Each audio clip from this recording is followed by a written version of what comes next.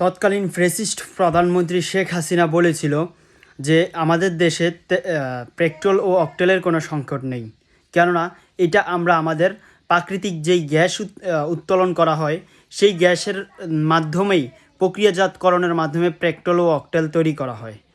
কিন্তু শুধু মোবিল শুধু ডিজেল যেটা আছে, মোবিল না, ডিজেল যেটা আছে সেটাই কিন্তু বাইরের দেশ থেকে ক্রয় করা হতো।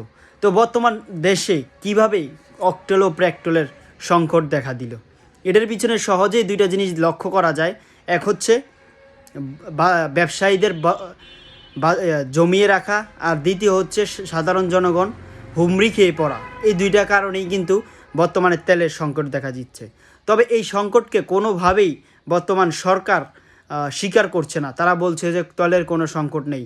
তবে পেট্রোল পাম্পগুলোতে গেলে বোঝা যায় যে হাজার হাজার শত শত মানুষের সিরিয়াল, ঘন্টার পর ঘন্টা দাঁড়িয়েও শেষ পর্যন্ত শেষ সিরিয়ালে যে থাকে তেল পায় না। তো এই হচ্ছে বর্তমান দেশের অবস্থা। তেলের দাম ঠিকই বাড়ে নাই, কিন্তু তেল মানুষ সময় মতো ঠিক মতো পাচ্ছে না। তো এটার পিছনে আরও অনেক ষড়যন্ত্রের আছে।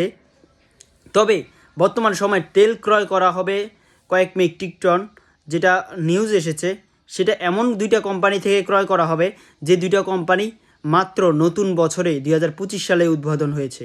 সেটার পিছনেও আছে নতুন ষড়যন্ত্র। আর যেই তেলের যে মূল কারখানা সেটি কিন্তু বাংলাদেশি না, বিদেশে। তো সেখানেই অর্থ পাচারেরও একটা গন্ধ পাওয়া যাচ্ছে।